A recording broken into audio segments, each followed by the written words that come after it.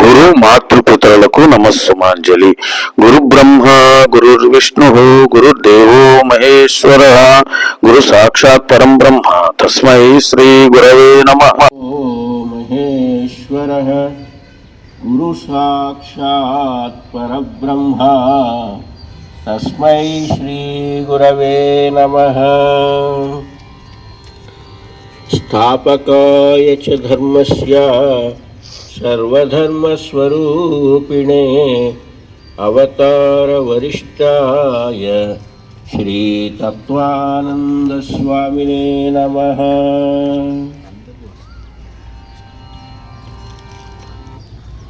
ప్రియ ఆత్మబంధువులైన యోగా మిత్రులందరికీ శుభోదయం.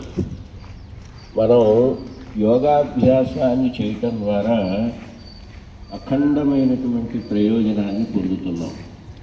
సంపూర్ణమైన మానవుడిగా ఎదగడానికి యోగాన్ని మించినటువంటి సాధన మరొకటి లేదు అంటే అతిశయోక్తి కాదు.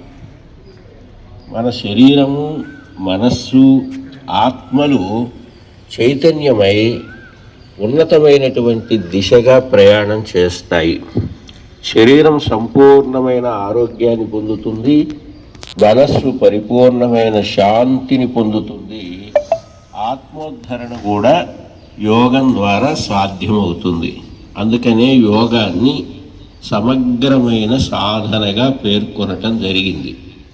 ఇటువంటి యోగాన్ని మన జీవితంలో అమలు చేయటం వలన భగవద్ అనుగ్రహానికి కూడా పాత్రమై పూర్వజన్మ కృతమైనటువంటి కర్మల యొక్క శేషము కూడా తరగిపోయి ఉత్తమమైనటువంటి జన్మను పొందడానికి అర్హతను కూడా సాధిస్తాం.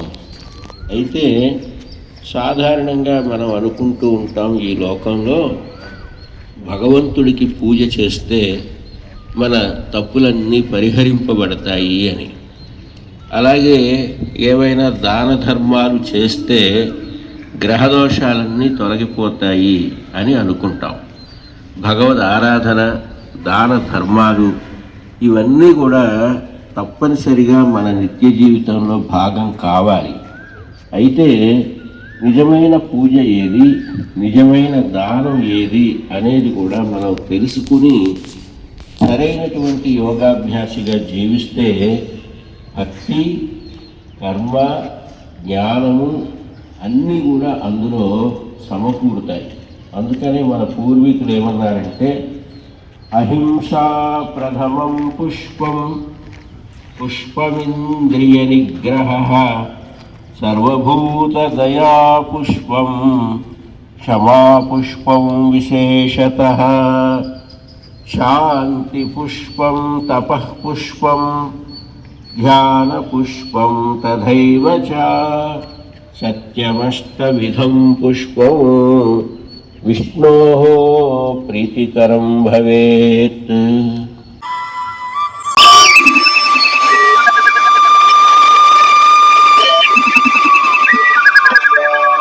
మన ఛానల్ని సబ్స్క్రైబ్ చేయండి, లైక్ చేయండి, షేర్ చేయండి. జై గురుదేవ్.